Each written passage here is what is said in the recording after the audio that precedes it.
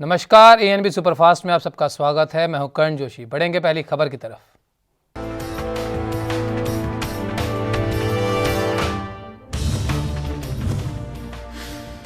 राजस्थान के सियासी रण के तेजी से बदल रहे घटनाक्रम के बीच राज्यपाल कलराज मिश्र ने विधानसभा सत्र बुलाने से जुड़ा नया प्रस्ताव अशोक गहलोत सरकार को कुछ सुझावों और सवालों के साथ लौटा दिया। राज्यपाल ने सत्र पर सशर्त सहमति देते हुए कहा कि 21 दिन का स्पष्ट नोटिस देकर सत्र बुलाया जाना चाहिए।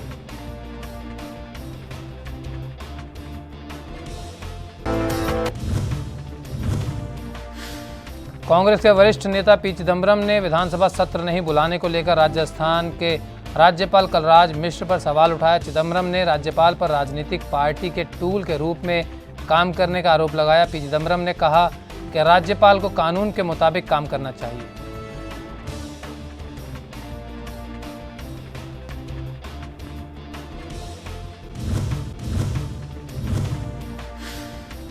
तो वहीं चिदम्बरम से जब सवाल किया गया कि आप कह रहे हैं कि राज्यपाल केंद्र के दबाव में काम कर रहे हैं, चिदम्बरम ने कहा कि दुर्भाग्य से इसका निष्कर्ष यही निकल रहा है।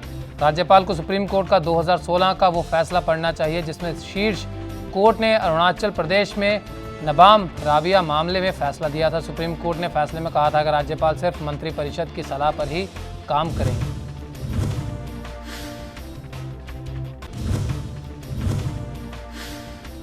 कुलभूषण जाधव मामले में भारत की मुहिम रंगला रही है। पाकिस्तान सरकार ने अंतर्राष्ट्रीय न्यायालय के फैसले के मद्देनजर सोमवार को विपक्षी दलों के विरोध के बावजूद नेशनल असेंबली में एक अध्यादेश पेश किया। इस अध्यादेश के तहत सैन्य कोर्ट के फैसले की समीक्षा के लिए याचिका दाखिल की जा सकती है।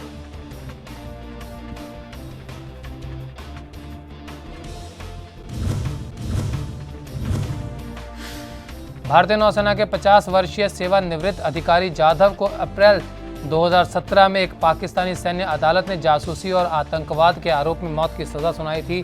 भारत ने जाधव तक राजनयिक पहुंच से इनकार करने और मौत की सजा को चुनौती देने के लिए पाकिस्तान के खिलाफ आईसीजे का दरवाजा खटखटाया था।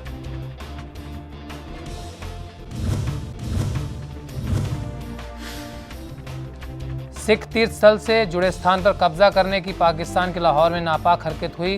भारत ने पाकिस्तान के समक्ष इस हरकत को लेकर तीखा विरोध जताया। इस मामले में विदेश मंत्रालय के प्रवक्ता अनुराग श्रीवास्तव ने कहा कि पाकिस्तानी उच्चायुक्त के समक्ष उस कथित घटना को लेकर कड़ा विरोध दर्ज करवाया गया जिसमें पाकिस्तान के लाहौर में नौलखा बाजार स्थित भाई तारू सिंह के शहादत स्थल गुरुद्वारा शहीदी स्थान को कथित तौर पर मस्जिद शहीदगंज स्थान होने का दावा किया गया और उसे एक मस्जिद में तब्दील करने का प्रयास किया गया।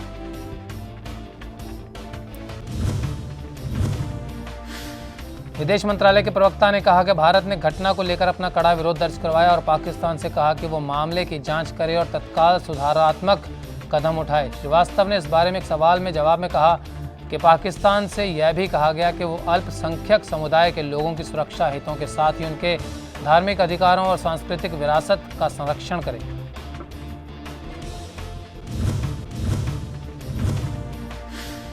राफेल विमान अब बस चंद घंटों की दूरी पर है। फ्रांस से हुए सौदे के तहत राफेल लड़ाकू विमानों की पहली खेप बुधवार सुबह भारत पहुंचेगी। सोमवार को सभी 5 विमान फ्रांस से रवाना हुए 7 घंटे का सफर करके यूएई पहुंचे और फिर वहां से भारत के लिए उड़ान भरेंगे।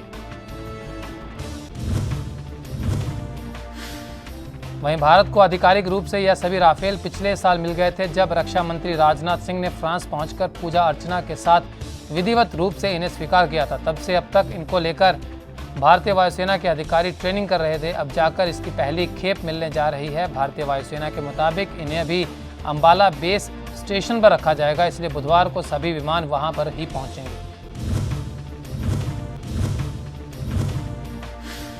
अंबाला एयरबेस को भी राफेल के आगमन के हिसाब से तैयार कर दिया गया। राफेल विमानों के भारत आगमन के मद्देनजर अंबाला एयरबेस के लिए सुरक्षा के बंदोबस्त भी कड़े कर दिए गए। अंबाला एयरबेस के 3 किलोमीटर के दायरे को नो ड्रोन जोन घोषित कर दिया गया। एयरबेस के 3 किलोमीटर के दायरे में ड्रोन या अन्य किसी तरह की उड़ान पर पूरी तरह से पाबंदी रहेगी। अगर कोई इसका उल्लंघन करता है तो उस पर एक्शन लिया जाएगा।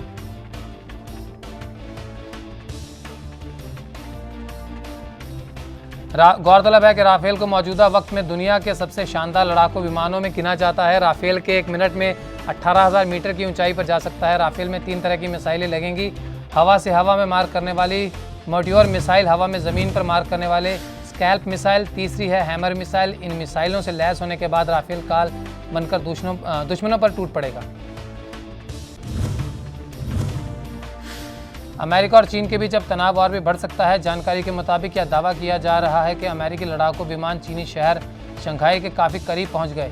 इस समय दोनों देशों के बीच कई मसलों पर तनाव चल रहा है। हाल ही में दोनों देशों ने एक दूसरे के दूतावास तक बंद कर दिए थे। इस बीच अमेरिकी नौसेना की हिंद प्रशांत महासागर में गतिविधि भी बढ़ी है, इसलिए अमेरिकी लड़ाकू विमानों का शंघाई के करीब जाना चर्चा का विषय बना हुआ है।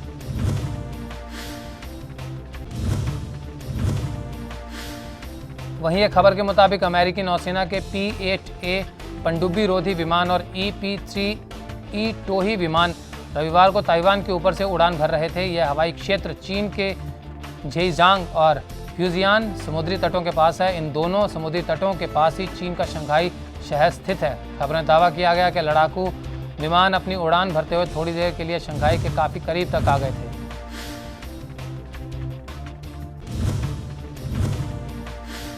पाकिस्तान ने सोमवार को नियंत्रण रेखा पर संघर्ष विराम का फिर उल्लंघन किया। चौकियों और रिहायशी इलाकों को निशाना बनाकर गोले दागे गए। वहीं जवाबी कार्रवाई में पाकिस्तान को भारी नुकसान उठाना पड़ा। उसके कम से कम 3 सैनिक ढेर हो गए, जबकि 8 घायल हैं। कई चौकियां भी तबाह हो गई। पाकिस्तानी सेना ने नियंत्रण रेखा पर मेंढेर के मनकोट सेक्टर में सोमवार को सुबह करीब 10:30 बजे से 1 घंटे तक मोर्टार दागे। सेना ने मुंहतोड़ जवाब दिया तो दूसरी तरफ से गोलाबारी थम गई। रात में 10 बजे पाकिस्तान की ओर से मेंढर सेक्टर में दोबारा गोलीबारी शुरू हुई। इस दौरान जवाबी कार्रवाई में पीओके में हाजीपीर, छंब और रख चिकड़ी सेक्टर में पाकिस्तान को भारी नुकसान उठाना पड़ा। इन्हीं सेक्टर की चौकियों से गोलीबारी की जा रही थी।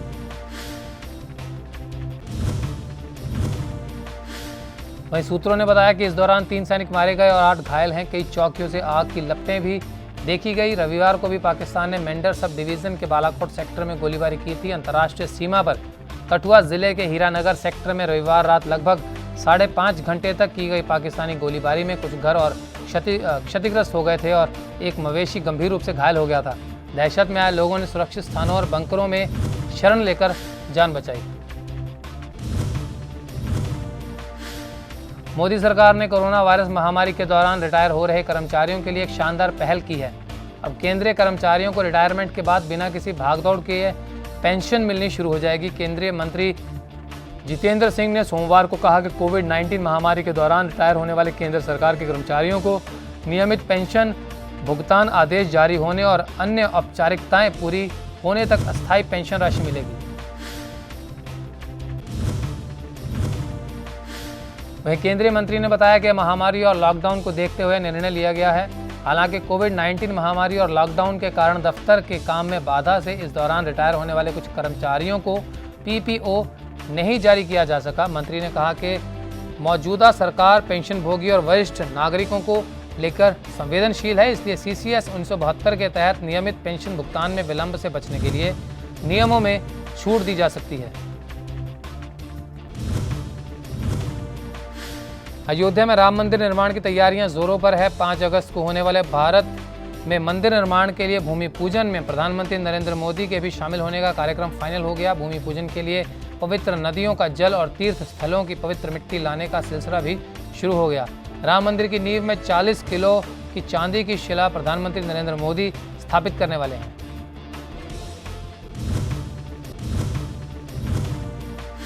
तो वहीं इस बीच अब खबर है कि मंदिर की नींव में टाइम कैप्सूल भी डाला जाएगा। यह टाइम कैप्सूल मंदिर की नींव में 200 फीट नीचे डाला जाएगा। इसे कालपत्र भी कहा जाता है। इस कालपत्र में जो जानकारी डाली जाएगी उसे ताम्रपत्र पर लिखकर डाला जाएगा।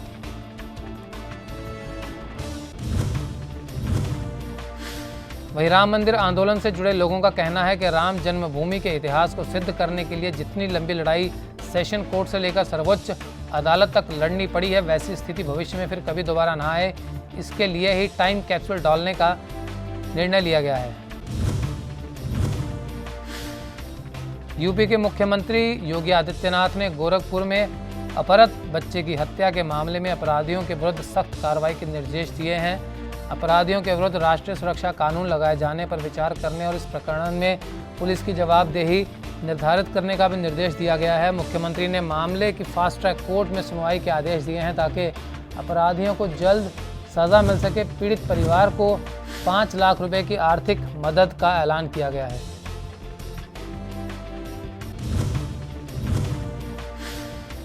वहीं बता दें कि बीते दिन गोरखपुर में 5वीं क्लास के एक छात्र का अपहरण कर हत्या किए जाने की घटना सामने आई थी। बच्चे को अपहरणकर्ताओं से मुक्त कराने की ऑपरेशन स्पेशल टास्क फोर्स चला रही थी, लेकिन बच्चे की मृत्यु हो गई। आपको बता दें कि गोरखपुर के एक पान विक्रेता के बेटे का 26 जुलाई को अपहरण कर लिया गया था। अपहरणकर्ताओं ने पान विक्रेता से 1 करोड़ की फिरौती की मांग की, लेकिन कुछ घंटों बाद बच्चे का शव मिला।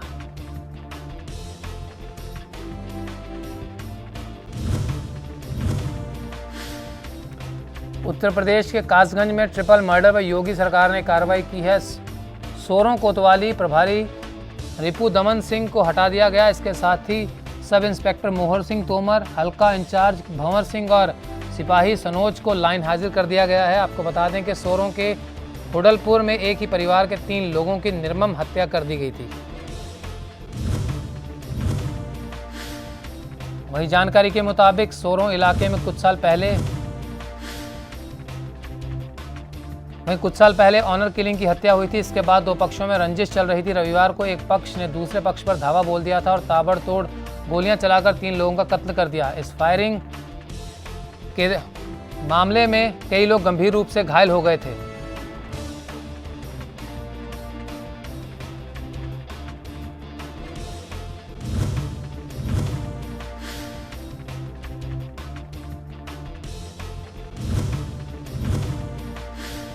देश भर में कोरोना वायरस से संक्रमित लोगों की संख्या 14,82,000 के पार पहुंच गई है। देश में कोरोना के अब तक 14,82,503 केस दर्ज हो चुके हैं, जिनमें 9,53,199 लोग ठीक हो चुके हैं। हालांकि इनमें से 33,448 लोगों की मौत हो चुकी है। देश में अभी तक 4,95,443 मरीज एक्टिव हैं।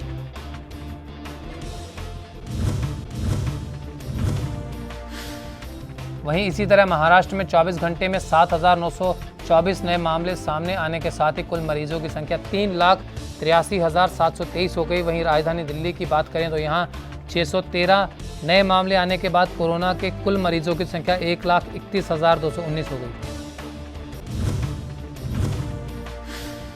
तमिलनाडु में 24 घंटे में 6,993 नए मामले सामने आने के बाद राज्य में संक्रमितों की संख्या 2,20,716 हो गई।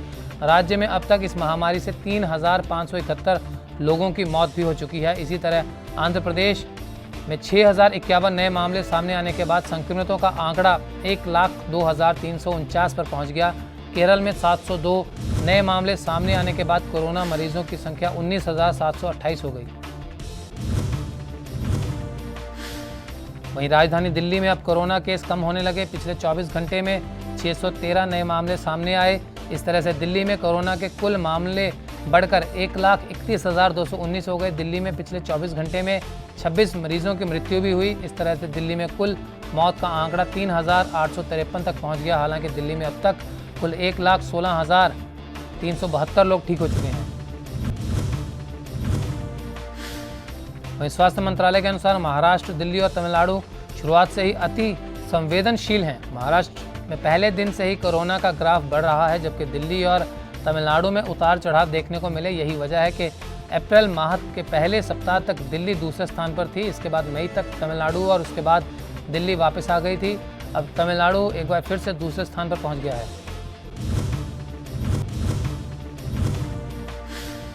गुजरात में भी संक्रमितों का आंकड़ा बढ़ता जा रहा है। राज्य में अब तक 56,874 संक्रमित पाए जा चुके हैं। सोमवार को 1,052 नए मामले सामने आए। राज्य में 22 लोगों की मौत हो गई और अब तक इस वायरस से 2,344 मरीजों की जान जा चुकी है। वहीं आबादी के लिहाज से देश के सबसे बड़े राज्य उत्तर प्रदेश में भी कोरोना महामारी पर रोक लगती नजर नहीं आ रही। नए मामले लगातार बढ़ रहे हैं।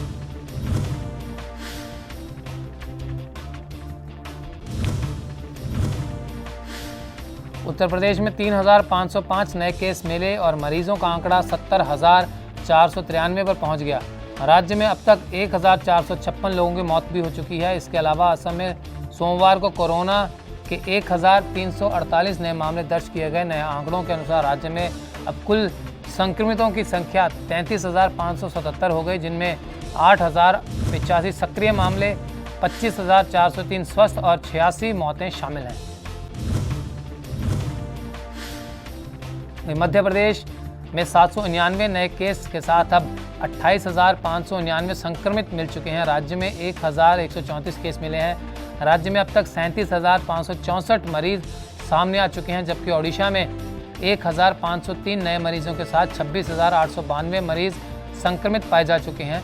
इसके अलावा छत्तीसगढ़ में सोमवार को कोरोना वायरस के 367 नए मामले सामने आने के बाद संक्रमितों की संख्या बढ़कर 7,980 हो गई। राज्य में 2,763 एक्टिव मामले हैं। छत्तीसगढ़ के मुख्यमंत्री भूपेश बघेल की अध्यक्षता में सोमवार को हुई कोरोना समीक्षा बैठक में फैसला लिया गया कि कोरोना संक्रमण की रोकथाम और बचाव के लिए हॉटस्पॉट क्षेत्रों में लॉकडाउन की अवधि को अब 6 अगस्त तक के लिए बढ़ाया जाएगा। कोरोना समीक्षा बैठक में यह भी तय किया गया कि जिलों में कोरोना संक्रमण वाले इलाकों की स्थिति को ध्यान में रखते हुए कलेक्टर स्थानीय स्तर पर लॉकडाउन के संबंध में निर्णय लेंगे। वहीं इस समीक्षा बैठक में राजधानी रायपुर के कलेक्टर ने जिले में 6 अगस्त तक लॉकडाउन बढ़ाने का आदेश जारी कर दिया। राजधानी रायपुर के अलावा बिलासपुर और दुर्ग जैसे बड़े शहरों में भी लगातार बढ़ते कोरोना संक्रमण को देखते हुए इन दोनों शहरों में भी लॉकडाउन 6 अगस्त तक के लिए बढ़ा दिया गया। आपको बता दें कि इससे पहले इन सभी शहरों में 28 जुलाई तक के लिए लॉकडाउन लगाया गया था, जो अब 6 अगस्त तक बढ़ गया है। दुनिया में कोरोना संक्रमितों का आंकड़ा सोमवार को 1.64 करोड़ पार हो गया। वहीं इससे मरने वालों की संख्या 6.52 लाख से ज़्यादा हो गई है। अमेरिका और ब्राज़ील इसकी गिरफ्त में बुरी तरह से हैं। इस बीच अमेरिका में सोमवार से मॉडर्ना की कोरोना वैक्सीन का अंतिम ट्रायल शुरू हो रहा है। अमेरिका वैक्सीन बनाने वाली मॉडर्ना कंपनी को मदद के बतौर $472 करोड़ भी दे रही है।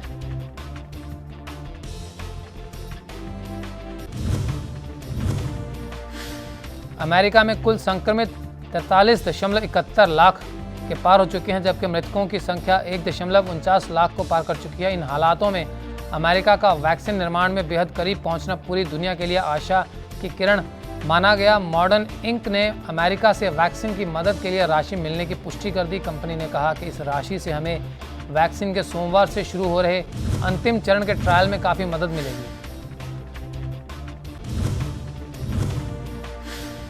ट्रंप ने अप्रैल में भी कंपनी को $483 करोड़ की मदद दी थी। इस वैक्सीन के परिणाम वर्ष के अंत तक आने की उम्मीद है। इस बीच ब्राज़ील में 24 घंटे में 24,000 नए मामले सामने आए और 500 से ज़्यादा मौतें हुई। देश में अब तक कुल 24.19 लाख से ज़्यादा संक्रमित पाए गए, जबकि मृतकों की संख्या 87,000 के पार पहुंच गई।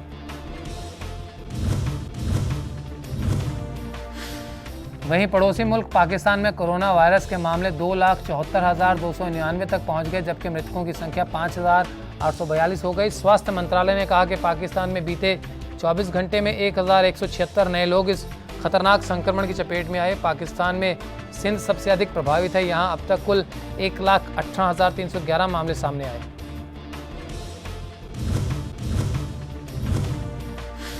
बिहार में बाढ़ के हालात बदतर होते जा रहे हैं। राज्य में 11 जिलों के नए इलाकों में बाढ़ का पानी घुस गया। इन जिलों में करीब 24.5 लाख बाढ़ की चपेट में है। वहीं दूसरी ओर असम में बाढ़ की स्थिति में मामूली सुधार हुआ है। हालांकि मौसम विभाग ने असम में 28 और 29 जुलाई को भारी बारिश का अनुमान जताया। इससे राज्य में बाढ़ की स्थिति फिर से भयावह हो सकती है।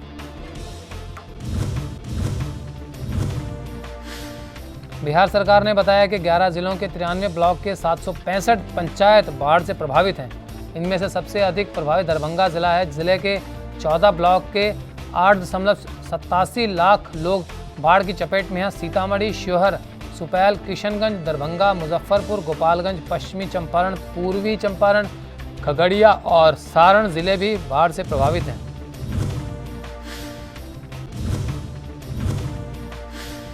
एनडीआरएफ की 17 और एसडीआरएफ की 8 टीमें राहत और बचाव कार्य में लगी हुई हैं। इन टीमों ने 1.67 लाख लोगों को जलमग्न इलाकों से निकालकर सुरक्षित जगहों पर पहुंचाया। राज्य में बारिश और बाढ़ में 10 लोगों की मौत हुई। राज्य में गंगा, गंडक और अन्य नदियां खतरे के निशान से ऊपर बह रही हैं।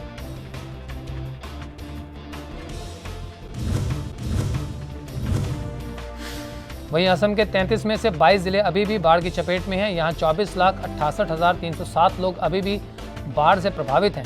राज्य में एक और व्यक्ति की मौत के साथ ही राज्य में बाढ़ और भूस्खलन से मरने वालों की संख्या 129 हो गई, जबकि 64 राजस्व सर्किल में करीब 2,252 गांव अभी भी बाढ़ की चपेट में हैं। 267 राहत कैंपों में 46,653 से अधिक लोग शरण लिए हैं, जबकि जोरहाट, तेजपुर और गोलपाड़ा और धुबड़ी जिलों में ब्रह्मपुत्र नदी खतरे के निशान से ऊपर बह रही है। काजीरंगा नेशनल पार्क और टाइगर रिजर्व भी बाढ़ से प्रभावित हुआ है। हालांकि अभी पार्क का 80% क्षेत्र जलमग्न है और अब एक सींग वाले 14 गैंडों समेत 132 जानवरों की जान जा चुकी है। बाढ़ प्रभावित इलाकों से 162 जानवरों को सुरक्षित निकाला गया। बाढ़ के चलते राज्य में 1,10,06,605 हेक्टेयर फसल जलमग्न है। दिल्ली के मुख्यमंत्री अरविंद केजरीवाल ने मिंटो ब्रिज पर जलभराव में उत्तराखंड के निवासी कुंदन सिंह की मौत होने पर सोमवार को उनके परिजनों को 10 लाख रुपए की आर्थिक सहायता राशि प्रदान की। दिल्ली में 19 जुलाई को हुई तेज बारिश के चलते मिंटो ब्रिज पर जलभराव हो गया था, जिसमें फंसे अपने वाहन को निकालने के दौरान चालक कुंदन की मृत्यु हो गई थी।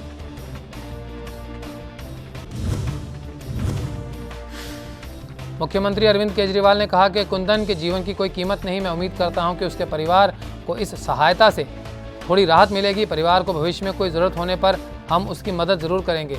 मुख्यमंत्री केजरीवाल ने सोमवार को कुंदन सिंह के परिजनों से मुलाकात कर उनकी मौत पर गहरा दुख व्यक्त किया। उन्होंने कुंदन के परिजनों को आर्थिक सहायता राशि के तौर पर 10 लाख रुपए का चेक प्रदान किया।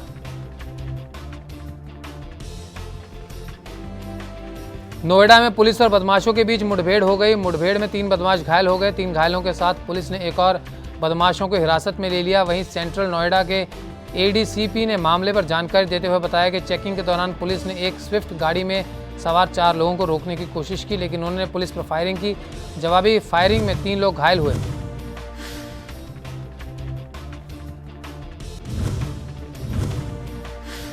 वहीं पकड़े गए आरोपियों के पास से 3 तमंचे और एक स्विफ्ट गाड़ी बरामद हुई। दरअसल ये आरोपी लोगों को गाड़ी में बैठाकर उनके एटीएम से पैसे निकलवाते थे। पुलिस ने 21 एटीएम कार्ड भी बरामद कर लिए।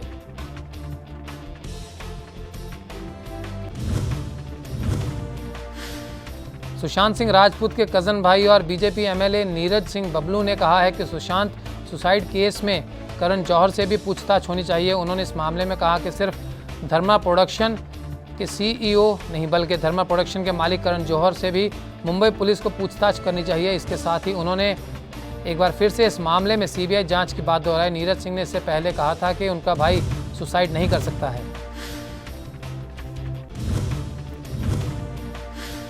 आपको बता दें कि नीरज सिंह बबलू से पहले कंगना रनौत ने मुंबई पुलिस पर निशाना साधा था और कहा था कि Mumbai police Sushant Singh suicide case में मजाक कर रही है। कंगना ने डिजिटल टीम ने अपने ट्वीट में कहा कि सुशांत सिंह राजपूत केस में करण जौहर के मैनेजर को सम्मन भेजा गया, लेकिन आदित्य ठाकरे के मित्र करण जौहर को क्यों नहीं।